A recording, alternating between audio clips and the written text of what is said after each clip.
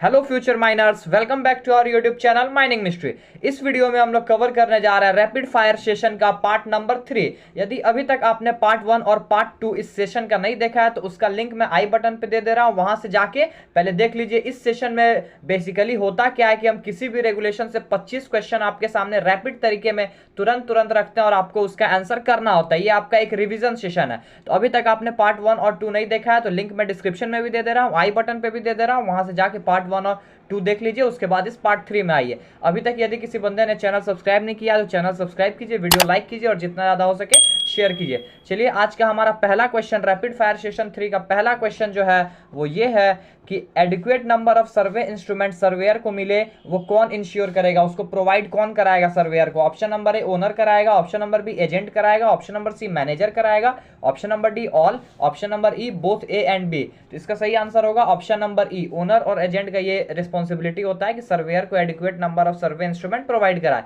हम लोग क्या करेंगे, क्वेश्चन के साथ साथ रेगुलेशन भी थोड़ा डील कर लेंगे कि सब बच्चों को क्या हो जाए, पिछला रेगुलेशन जो है वो रिवीजन हो जाए। क्वेश्चन नंबर 2 देखते हैं, बिना कंपिटेंट मैनेजर का माइंस कितने दिन तक चलाया जा सकता है। ये क्वेश्चन बेसिकली ये पूछ रहा है कि कोई एक कंपिटेंट मैनेजर है जो क्या हो गया, बीमार हो गया या उसमें कोई अनफोर्सिन सर्कमस्टांसेस हो गया, उसका एक्सीडेंट हो गया, तो ओनर एजेंट मैनेजर क्या करता है, एक दूसरे मैनेजर को अपॉइंट करता है। उस टाइम पे एक जो कंपिटेंट नहीं है, उस पोस्ट के लिए जो हकदार नहीं है, उसको भी अपॉइंट किया जा सकता है। तो वो जो अपॉइंटमेंट होगा, हम लोग सीआई साहब से परमिशन लेके वो अपॉइंटमेंट करते हैं, वो कितने दिन से ज्यादा नहीं होना चाहिए। ऑप्शन नंबर ए 30 दिन, ऑप्शन नंबर बी 60 दिन, ऑप्शन नंबर सी 90 दिन, ऑप्शन नंबर डी 14 दिन। तो इसका सही आंसर होगा ऑप्शन नंबर बी 60 दिन। इस परमिशन को सीआई साहब देते हैं, लेकिन ये 60 दिन को बढ़ा सीआई साहब नहीं सकते हैं। ये 60 दिन कोई नहीं बढ़ा सकता है, क्योंकि एक माइंस बिना कंपिटेंट मैनेजर का 60 दिन चल रहा है, यही बहुत बड़ी बात है। यदि ये सब रेगुलेशन में आपको बनाने में दिक्कत हो रही है, प्रैक्टिस करने में दिक्कत हो रही है, तो मैं आपको रिकमेंड करूंगा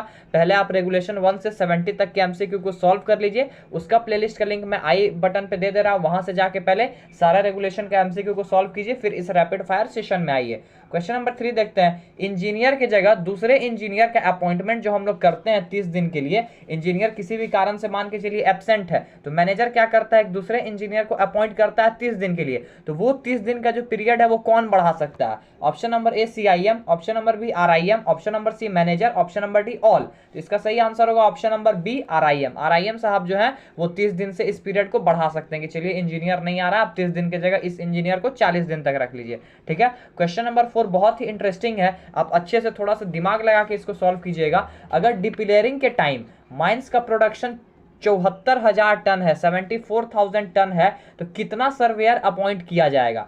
अंडरग्राउंड माइंस है और डिपिलेरिंग के टाइम उस माइंस का प्रोडक्शन 74,000 है, तो उसके लिए हम लोग कितना सर्वेयर अपॉइंट करेंगे। Option number A 1, option number B 2, option number C 3, option number D 4। तो इसका सही आंसर होगा ऑप्शन नंबर सी, 3 सर्वेयर हम लोग अपॉइंट करेंगे। इसका मैं कैलकुलेशन आपको बता दे रहा हूं, थोड़ा हिंट दे रहा हूं। देखिए, डिप्लेयरिंग के टाइम जो हम लोग सर्वेयर अपॉइंट करते हैं वो सीधा प्रोडक्शन का क्या हो जाता है, हाफ हो जाता है। ठीक है, तो यहां पे मैंने पूछा है सीधा हाफ हो जाता है, यहां पे मैंने पूछा है कि प्रोडक्शन है 74,000 टन। ठीक है, डिप्लेयरिंग के टाइम पर 74,000 का हम लोग क्या कर देंगे, हाफ कर देंगे, तो कितना हो जाएगा 37,000 टन सीधा प्रोडक्शन हो जाएगा। अब आप लोग को देखना है कि 37,000 टन प्रोडक्शन में हम लोग कितना सर्वेयर रखेंगे। तो सर्वेयर रखने का क्राइटेरिया क्या है, अंडरग्राउंड माइंस में मैंने आपको पढ़ाया है, अभी तक वीडियो नहीं देखा है तो जाके आप उस रेगुलेशन का एमसीक्यू देख लीजिए, आपको पता चल जाएगा। 8,000 टन तक हम लोग क्या करते हैं, एक सर्वेयर रखते हैं, फिर 8,000 के बाद हर 15,000 या फिर उसके पार्ट में हम लोग क्या करते हैं, एक और सर्वेयर को ऐड कर देते हैं। ठीक है, तो 8,000 में हम लोग एक रख लिए, प्लस फिर एक 15,000 में एक रख लिए, तो 8 और 15 हो गया 23,000। लेकिन हमारा प्रोडक्शन कितना है, 37,000 है, तो 23,000 में तो होगा नहीं, और 15,000 हम लोग ऐड करेंगे तो और एक सर्वेयर बढ़ेगा, तो कितना हो गया 1 + 1 + 1, 3 सर्वेयर हम लोग को जरूरत पड़ेगा जब डिप्लेयरिंग के टाइम प्रोडक्शन 74,000 टन होगा अंडरग्राउंड माइंस में। आशा करता हूं कि आपको बिल्कुल अच्छे तरीके से समझ में आ गया होगा। इससे रिलेटेड आपको कोई डाउट है तो बेझिझक होकर आप कमेंट सेक्शन में इन्फॉर्म कीजिए, मैं आपको वहां पर समझा दूंगा। दूंगा। क्वेश्चन नंबर 5 देखते हैं, ओपन कास्ट माइंस में कितना assistant manager first class manager certificate holder होना चाहिए। ओपन कास्ट में जितने भी असिस्टेंट मैनेजर है उसमें से कितने परसेंट असिस्टेंट मैनेजर के पास फर्स्ट क्लास सर्टिफिकेट होना चाहिए। Option number A 10%, option number B 20%, option number C 30%, option number D 40%। तो इसका सही आंसर होगा ऑप्शन नंबर सी, कम से कम 30% असिस्टेंट मैनेजर ऐसा होना चाहिए जिसके पास फर्स्ट क्लास मैनेजर सर्टिफिकेट होना चाहिए। क्वेश्चन नंबर 6 देखते हैं, एक्सीडेंट का डिटेल्ड स्टैटिस्टिक्स कौन मेंटेन करेगा या फिर करवाएगा। डिटेल्ड स्टैटिस्टिक मतलब माइंस में इस टाइम पे इतना एक्सीडेंट हुआ, फैटेलिटी था कि क्या था, मेजर एक्सीडेंट था कि माइनर एक्सीडेंट था, किस टाइप का एक्सीडेंट था, क्यों हुआ, किस पर्सन को हुआ, इसके लिए हम लोग क्या प्रिकॉशन अपनाएंगे, ये सारा चीज कौन मेंटेन करके रखेगा। Ventilation officer, safety officer, manager या फिर ओनर। तो इसका सही आंसर होगा option number B, safety officer पूरा डिटेल्ड स्टैटिस्टिक आइदर माइनर हो या फिर मेजर हो वो मेंटेन करके रखता है, उसका ऑफिस में ये रहता है। कंटूर लाइन कितने इंटरवल पे शो करना है। कंटूर लाइन आप लोगों को पता होगा, मैंने प्लान आउट सेक्शन में आप लोगों को बताया है, सेम एलिवेशन वाले पॉइंट को जो लाइन कनेक्ट करती है उसको हम लोग कंटूर लाइन बोलते हैं। तो वो हम लोग कितने इंटरवल पे शो करेंगे। Option number A 150 meter, option number B 200 meter, option number C 250 meter, option number D 300 meter. तो इसका सही आंसर होगा ऑप्शन नंबर बी, 200 मीटर पे हम लोग कंटूर लाइन शो करते हैं। आप मुझे अब कमेंट सेक्शन में ये बताइए कि कंटूर लाइन हम लोग कौन कौन से प्लान में शो करते हैं, ठीक है। क्वेश्चन नंबर 8 देखते हैं, मैकेनिकल मीन्स या फिर मैन राइडिंग का अरेंजमेंट सुटेबल है या नहीं, ये कौन इंश्योर करेगा, या फिर इसमें अगर कोई डाउट होगा तो हम लोग किसको रेफर करेंगे कि जो भी हम लोग साफ्ट में मैकेनिकल मीन्स यानी वाइंडिंग सिस्टम लगाए हैं या फिर मैन राइडिंग का जो अरेंजमेंट है वो सुटेबल है, तो इसमें अगर कोई डाउट है तो हम लोग किसको रेफर करेंगे। ऑप्शन नंबर ए CIM को, ऑप्शन नंबर बी RIM को, ऑप्शन नंबर सी मैनेजर को, ऑप्शन नंबर डी ओनर को। तो इसका सही आंसर होगा ऑप्शन नंबर ए, इसमें अगर कोई डाउट है तो हम लोग सीधा CIM सर को रेफर करते हैं, इसको हम लोग भेजते हैं उनके पास। क्वेश्चन नंबर 9 देखते हैं, बोथ मीन्स ऑफ इग्रेस यानी बाहर निकलने का जो साधन है वो किसके सोल कंट्रोल में, मतलब पूरा का पूरा उसके कंट्रोल में होना चाहिए, दोनों, सिर्फ एक नहीं, दोनों egress. Option number A CIM, option number B RIM, option number C manager, option number D agent. इसका सही आंसर होगा ऑप्शन नंबर सी, मैनेजर के सोल कंट्रोल में दोनों जो एक्सेस और इग्रेस है वो मैनेजर के सोल कंट्रोल में ही रहना चाहिए। क्वेश्चन नंबर 10 देखते हैं, आफ्टरनून शिफ्ट में कम से कम किसके सुपरविजन में काम होना चाहिए। बहुत इंटरेस्टिंग क्वेश्चन है। Option number A overman, option number B सरदार, option number C manager, option number D assistant manager. इसका सही आंसर होगा option number A overman. Afternoon session में कम से कम एक एक्सपीरियंस्ड ओवरमैन के निगरानी में ही काम होना चाहिए और रात के शिफ्ट में कम से कम एक असिस्टेंट मैनेजर के निगरानी में काम होना चाहिए। अब ऐसा क्यों है मैं आपको ये बता देता हूं कि जो दिन का शिफ्ट है, दिन के शिफ्ट में मैनेजर साहब वहां रहते हैं, ठीक है, इसीलिए मैनेजर साहब की निगरानी में ओवरमैन भी रहेगा, काम कराएगा तो चलेगा। लेकिन रात के शिफ्ट में क्या होता है कि रात के शिफ्ट में मैनेजर साहब नहीं रहते हैं, ठीक है, तो कम से कम एक असिस्टेंट मैनेजर की निगरानी में ही वहां पे काम होना चाहिए।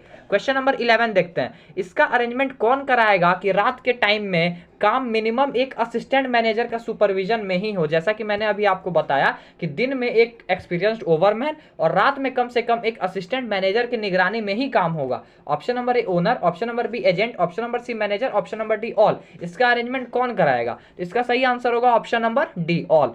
तीनों का ये जिम्मेवारी है कि ये अरेंजमेंट कराएगा कि दिन के टाइम में एक्सपीरियंस्ड ओवरमैन और रात के टाइम में एक असिस्टेंट मैनेजर के सुपरविजन में ही काम हो। ऐसा क्यों होता है मैंने आपको इसका रीजन भी बता दिया।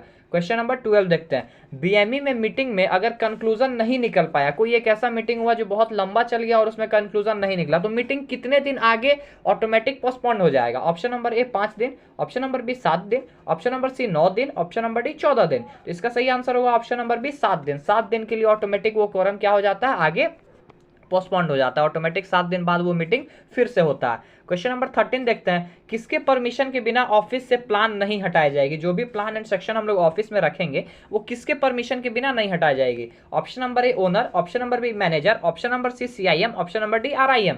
इसका सही आंसर होगा ऑप्शन नंबर डी RIM, ठीक है। एक कंडीशन में RIM के बिना परमिशन से भी हम लोग हटा सकते हैं, वो कंडीशन ये है कि अगर ऑफिस में हम लोगों ने उसका एक ट्रू कॉपी रख लिया हो तो हम लोग बिना RIM सर से पूछे उस प्लान को हटा सकते हैं। क्वेश्चन नंबर 14 देखते हैं, अंडरग्राउंड माइंस में कितना प्रोडक्शन होगा तो असिस्टेंट मैनेजर रखा जाएगा। मिनिमम उतना प्रोडक्शन होगा तो ही हम लोग असिस्टेंट मैनेजर रखेंगे। ऑप्शन नंबर ए है 10,000 टन से ज्यादा, ऑप्शन नंबर बी है 10,000 टन से कम, ऑप्शन नंबर सी है 7,000 टन, ऑप्शन नंबर डी है 7,000 टन से ज्यादा, या ऑप्शन नंबर ई है इरिस्पेक्टिव ऑफ एनी प्रोडक्शन, मतलब प्रोडक्शन कितना भी हो हम लोग को असिस्टेंट मैनेजर रखना होगा। तो इसका सही आंसर है ऑप्शन नंबर डी। जब अंडरग्राउंड माइंस में 7000 टन से ज्यादा हो जाता है प्रोडक्शन, तब हम लोग एक असिस्टेंट मैनेजर रखते हैं। ओपन कास्ट के केस में मिनिमम कितना प्रोडक्शन होगा तब हम लोग असिस्टेंट मैनेजर रखेंगे, इसका जवाब आप मुझे कमेंट सेक्शन में दीजिए। क्वेश्चन नंबर 15 देखते हैं। Regulation number 23 is related to, regulation 23 का टाइटल क्या है? मैंने आपको बार बार बोला है कि आप टाइटल भी याद करते जाइए, याद करके रखिए, इसी से रिलेटेड है क्वेश्चन नंबर 15।